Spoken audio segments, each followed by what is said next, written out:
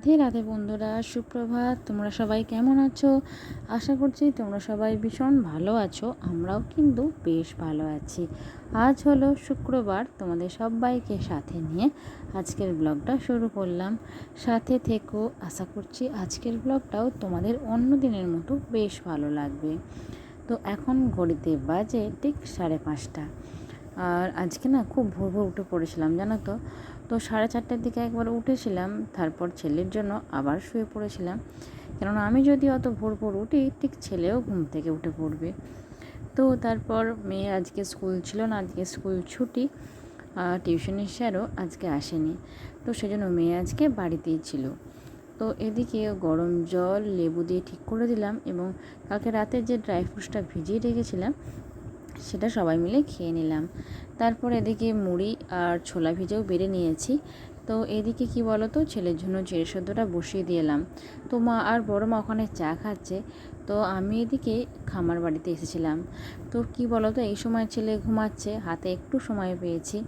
তো গাছে না অনেকগুলো ঝিঙে ধরেছিল, তো খুঁজে খুঁজে বার করে এখনই তুলে নিচ্ছি।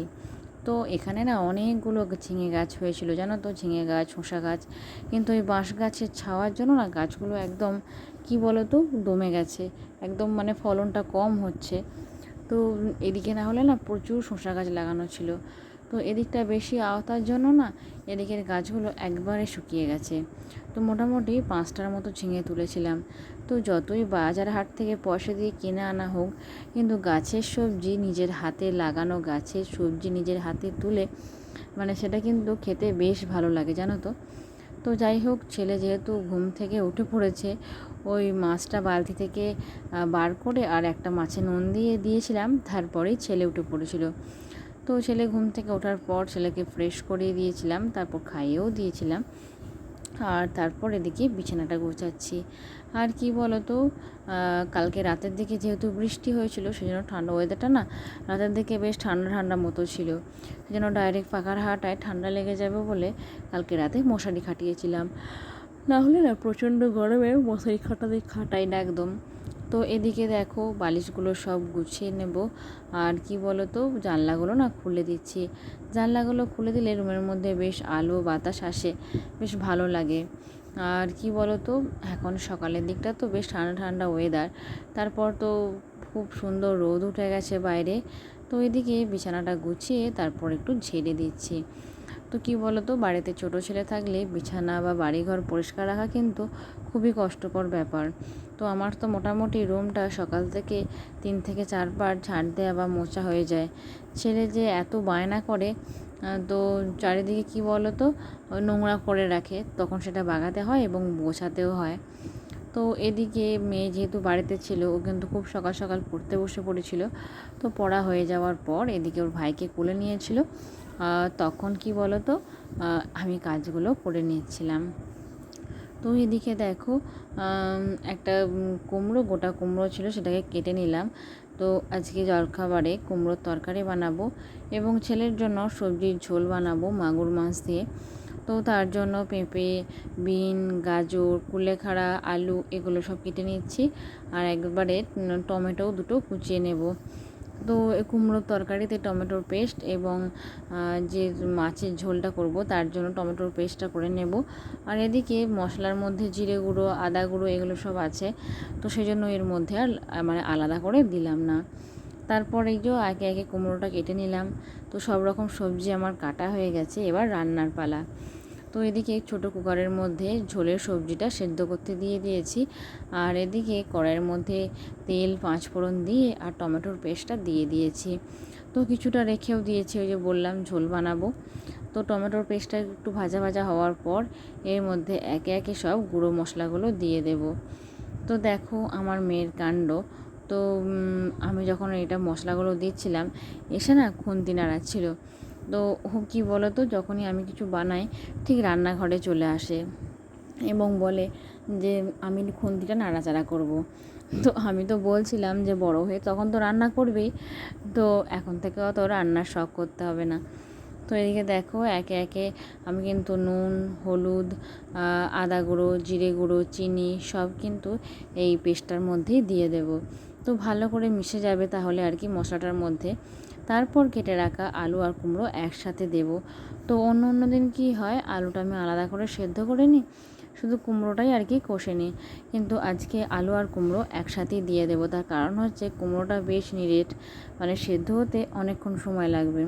তো সেই সময়ের মধ্যে আলুও সেদ্ধ হয়ে যাবে। তো এদিকে দেখো, যতক্ষণ না মশলাটা থেকে তেল বেরিয়ে আসছে, বারে বারে কিন্তু নাড়াচাড়া করতে হচ্ছে। আর সেটা কিন্তু আমার মেয়ে দাঁড়িয়ে দাঁড়িয়ে করছে একভাবে। তো যাই হোক, মানে তারপর 3টে বড় বড় কাঁচা লঙ্কা কুচি করে দিয়ে দিলাম। তো শুকনো লঙ্কা এখন গরমে না ব্যবহার করেই ভালো। তো যতটা সম্ভব কাঁচা লঙ্কা রান্না করলে কি বলো তো, শরীরে কিন্তু কোনো ক্ষতি হয় না। নাহলে শুকনো লঙ্কা খেলে না বড্ড পেট গরম হয়। তো এদিকে দেখো, কুমড়ো আর আলুটা দিয়ে দিলাম, এটা ধুয়ে রেখেছিলাম। তারপর ভালো করে নাড়াচাড়া করে নেব। আমার মেয়ে কিন্তু এখনও খুন্তি ছাড়েনি। তো এরপর সবজি দেওয়ার পর ও কিন্তু আর নাড়াচাড়া করতে পারছে না। তো যাই হোক, ওর হাত থেকে খুন্তিটা নিয়ে আমি এবার কুমড়ো আর আলুটা নাড়াচাড়া করতে লাগলাম। তো এদিকে কিন্তু ছোটো কড়াইয়ের মধ্যে ওই শিঙি মাছটা ভাজতে দিয়ে দিয়েছি। তো ছেলের জন্য ওই রোজ একটা করে শিঙি মাছ মারি। তো যখন খুব বড় হয় তখন ছেলের আর আমার হয়। আর আমি বৃহস্পতিবার আর শনিবার নিরামিষ খাই, সেজন্য সেই কদিন আর কি ছেলের জন্য ছোট ছোট মাছ করে একটা করে বেছে দিই। তো ছেলে না এখন দুপুরে ভাতের সাথে একটু পেঁয়াজ রসুনের ঝোল খেতে চায়, সেজন্য একটা গোটা পেঁয়াজ ভেজে নিয়েছি, তারপর মশলাটা দিয়ে দিয়েছি। আর এদিকে দেখো, কুমড়ো আর আলু প্রায় সেদ্ধই হয়ে এসেছে। আর এদিকে কিন্তু আমি মশলাটা কষিয়ে সবজি মানে কুকারে যতটুকু জল দিয়ে সেদ্ধ করেছিলাম সব শুদ্ধ দিয়ে আর মাগুর মাছটা দিয়ে সবজির ঝোলটা ফুটিয়ে নিলাম। তো ছেলের দুপুরের ঝোল, ছেলের আর মেয়ের, শুধু ছেলে একা খাবে না, মেয়েরও কিন্তু ওই 2 বাটি ঝোল করেছি, ছেলের আর মেয়ের দুজনেরই হয়ে যাবে। আর এদিকে কুমড়োর তরকারিটাও রেডি হয়ে গেছে। তো সকালে ঘুম থেকে উঠে আমি ঝাঁটপাটটা দিয়ে নিয়েছিলাম, আর এরপর মোছামুছির কাজটা সারছি। তো বাড়ি ঘরগুলো মুছে নিলে কিন্তু বেশ পরিষ্কার লাগে। আর ছেলে কি বলো তো, কখনো দেখবো পাউডার নিয়ে, কখনো দেখবো ছাতু নিয়ে, কখনো দেখবো জল নিয়ে মেঝের মধ্যে খেলা করে। সেজন্য আমি বেশিরভাগ দিনই মেঝেগুলো দুপুরের দিকে মোছামুছি করি। তার কারণ হচ্ছে তাহলে পরিষ্কার থাকে আর কি। তো আজকে যেহেতু দেখলাম যে অনেকটাই তাড়াতাড়ি কাজ সারা হয়ে গেছে, তো যখন আমি ঘরগুলো মুছছিলাম তখন মোটামুটি ওই 9টার মতো বাজবে। তো তার আগে গরুগুলোকে খেতে দিয়ে এসেছিলাম, এবং পায়রার যে রুমটা আছে সেখানে কিন্তু পায়রাগুলোকে খেতে দিয়ে আর ঘরটা পুরো গোবর মাটি দিয়ে লাতা দিয়ে দিয়েছিলাম। তারপর এদিকটা মোছামুছি করছি। তো সেসব আর তোমাদের সাথে শেয়ার করা হয়নি। তার কারণ হচ্ছে সব কাজ করলে তো আর সেখানে ক্যামেরা নিয়ে যাওয়া হয় না, মানে কোনো অসুবিধা হয়, সব সময় নিয়ে যাওয়া হয় না, আর সব কিছু ভিডিওতে শেয়ারও করতে পারি না। তো যাই হোক, এদিকটা মুছে নিলাম। আর এই বাথরুম আর বেসিনের দিকটা না জলের খুব বাজ হয়, সেজন্য একটা পাটের বস্তাও রেখে দিয়েছি। তো এদিকে স্নান টান করে ঠাকুর ঘরে চলে এসেছি। তো গোপাল সোনাদের স্নান করিয়ে দেবো, তুলসী তলায় জল দেবো। তো রোজই না এখন গোপাল সোনাদের স্নান করিয়ে দিই। তো প্রথমে গোপাল সোনাদের মানে একটা ডেকাবির মধ্যে তুলসী পাতা ফুল দিয়ে বসিয়ে আর ঘি মাখিয়ে দিলাম। তারপর জলের মধ্যে তুলসী পাতা দিয়ে দিয়েছি, আর দিয়ে দিয়েছি অগরু আর গোলাপ জল। তো তারপর সব ঠিক করে নিয়ে এরপর গোপাল সোনাদের স্নান করিয়ে দেব। তো এই প্রচণ্ড গরমের জন্য গোপাল সোনাদের প্রতিদিনই স্নান করিয়ে দিই, এবং স্নান করি কি বলো তো, গরমের মধ্যে না জামাটা পরাই না, একটা করে প্যান্ট পরিয়ে দিই। তো যেদিনকে দেখি একটু বৃষ্টি হচ্ছে, ঠান্ডা ঠান্ডা ওয়েদার, সেদিনকে আবার জামাটা পরিয়ে দিই। তো এদিকে দেখো, ওই আমাদের খামার বাড়ির যে কাঞ্চন গাছটা ছিল সেখানে না অনেক এক গাছ কাঞ্চন ফুল ফুটেছিল। তো বেশ বড় বড় সাদা সাদা ফুলগুলো দেখতে গাছে এত সুন্দর লাগে, কি বলবো তোমাদের। তো যাই হোক, পুজো টুজো সেরে এরপর চলে এসেছি আবার রান্নায়। তো এখন আমি মাছগুলো সব ভাজতে দিয়ে দিয়েছি। আর কি বলো তো, আমার যখনই আর কি বড় মাছ আসে, আমার মেয়ের বায়না হচ্ছে মাছের টকটা আমায় রান্না করতে হবে, না হলে সেই কি আবার খাবে না। তো তোমরা তো অনেকেই যারা আমার ব্লগ রোজ দেখো তারা জানো যে দুপুরে রান্না বড় মাই করে, আমি করি না। কিন্তু এই মাছের টক রান্না হলে আমাকেই করতে হয়। তো এদিকে মাছগুলো বেশ লাল লাল মতো ভাজা হয়ে গেছে, এরপর তুলে নেব। তো যাই হোক, আমাদের বাড়িতে তো মাছটা খুব কম রান্নাই হয়, মোটামুটি সপ্তাহে 2 থেকে 3 দিন, কেননা বাড়ির সবাই মাছ খায় না। আর কি বলো তো, শুধু আমি, আমার মেয়ে, আমার দেওর, আমরা 3 জনই খালি মাছ খাই। বাদবাকি সবাই কিন্তু মাছ একদমই খায় না। আমার শ্বশুরমশাইরা আর তোমাদের দাদাভাই তো একদমই মাছ খায় না। তো আমার শাশুড়ি মা এবং বড় মা মাছ খান, কিন্তু সব সময় না ওরা আবার খেতে চায় না। তো যাই হোক, এক কোট মাছ ভাজা হয়ে গেছে, তারপর আবার একটা নয় সরি, আবার মাছগুলো ভাজতে দিয়ে দিলাম।